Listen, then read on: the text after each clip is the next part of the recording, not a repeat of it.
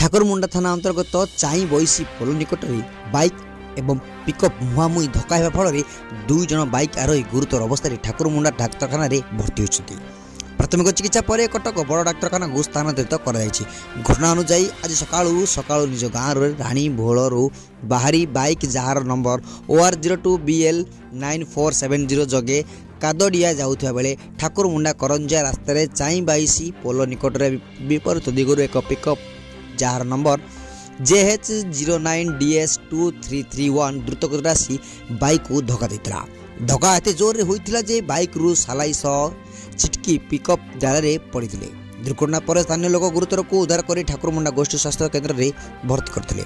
उभय हाथ और गोड़ भांगी दुई को कटक बड़ डाक्तखाना को स्थानांतरित होता सूचना मिली।